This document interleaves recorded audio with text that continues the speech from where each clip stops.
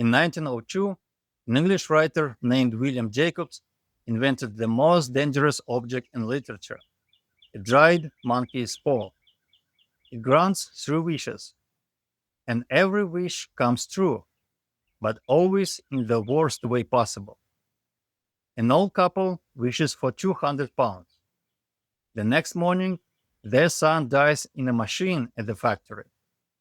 The company sends compensation, exactly 200 pounds. Now, here's the thing. The people who built the internet and AI made the same kind of wish on that paw. The wish came true, and it's turning in their hands right now. But first, about you. Have you ever noticed the internet feels different from the story we were told about it? The official story is simple: connection and convenience. The whole world's information at your fingertips. And somehow, that story doesn't explain your actual life with the screen. Here's why. Many things are incomprehensible to us not because our concepts are weak, but because those things don't enter the circle of our concepts. In plain words, a phenomenon without the right language sort of exists and sort of doesn't. You feel it, but you cannot point at it. For the whole 20th century, people argued about governance above governments, above states. Nobody could say clearly what it was. The lexicon didn't exist. So today I want to give you the language for what the internet and the AI actually are. And it's not what the builders planned. Let's start with the plain facts. In the last 30 years, two things happened that never happened before in human history. First, the planet became one network. There is practically no point on the globe the internet doesn't reach. 8 billion people, one web.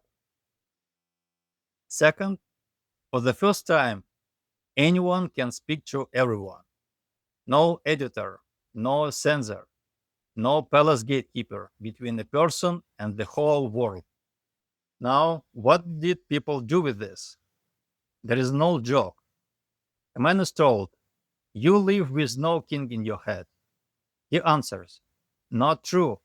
I have a constitutional monarchy." How is that? Well, the king is in place, but the cockroaches rule. So now every person on earth can release his cockroaches into the network. And many are convinced their cockroaches are the smartest ones.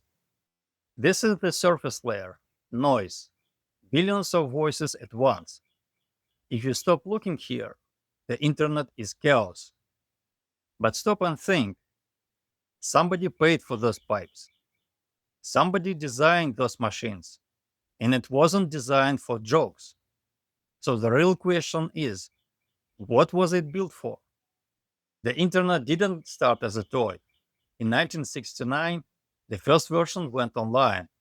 It was called ARPANET, and it was funded by the research agency of the American Defense Department. Militaries don't build networks for fun. They build them for command and control. Command and control. All those two words. Now, think like the people at the very top of governance. I don't mean presidents.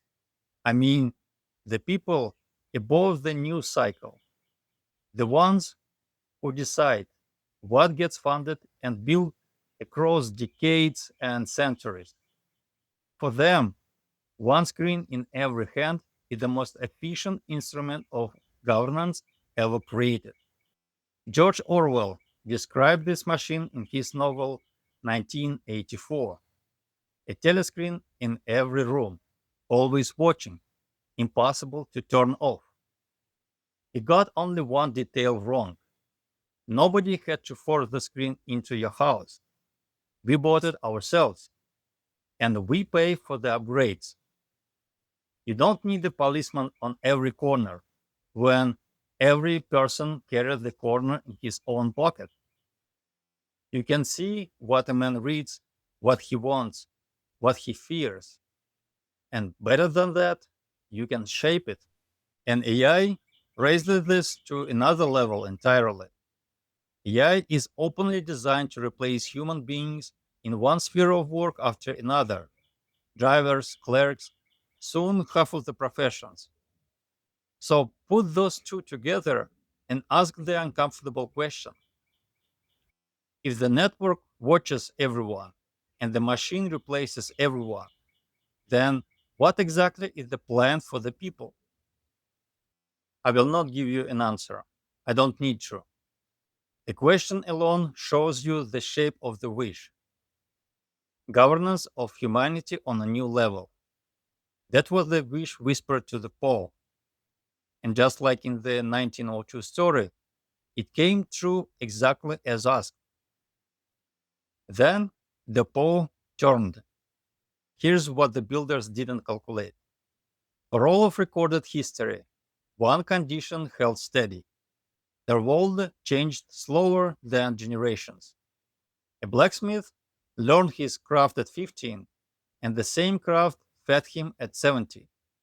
His son inherited the anvil, and with it, the same picture of the world.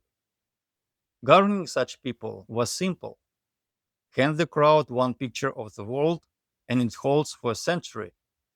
Somewhere in the middle of the 20th century, this flipped. Technologies began changing faster than generations. You personally have lived through more information revolutions than that blacksmith's entire bloodline saw. And a mind that must relearn the world every few years stops swallowing frozen pictures. It starts checking, and checking becomes research. A person compares sources, digs into archives, learns things nobody assigned him to learn. Step by step, ordinary people begin uncovering knowledge and patterns that for centuries were available only to the chosen. The worlds stopped mattering. Now add the network to that mind. The same pipes that were built to watch everyone also carry everything to everyone.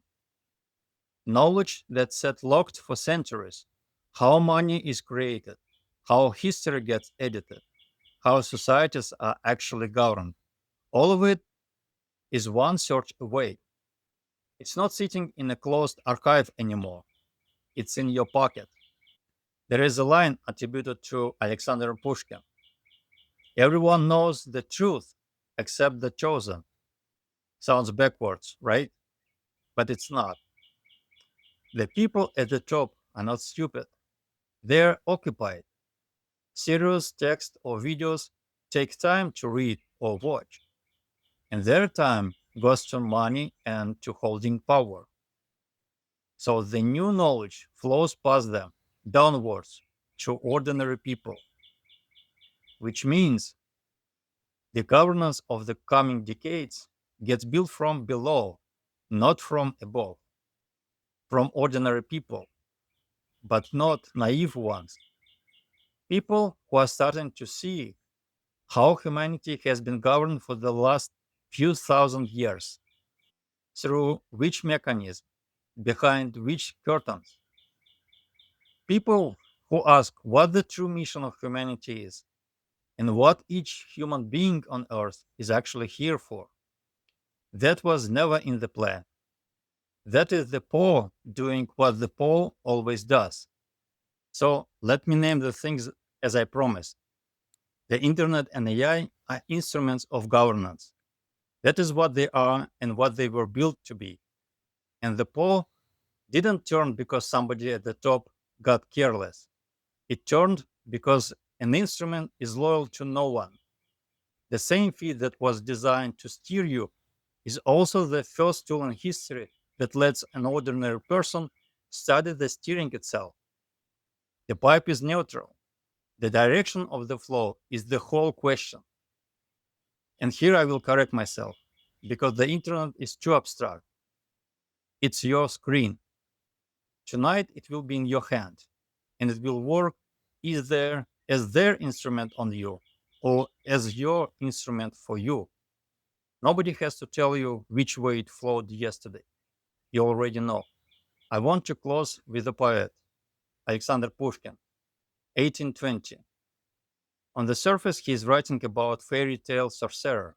He draws the stars from hate's sublime. He whistles, and the moon will quail.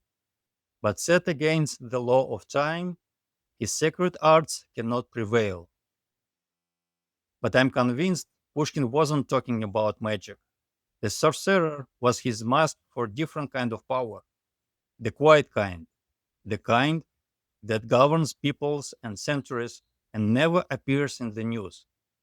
Pushkin saw it, and he saw its limit, and he named that limit 200 years ago the law of time, the law that turned the paw in the very hands that held it.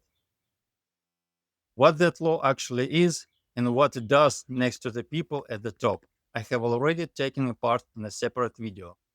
It's called Your Degree is Obsolete. It's waiting for you in the description.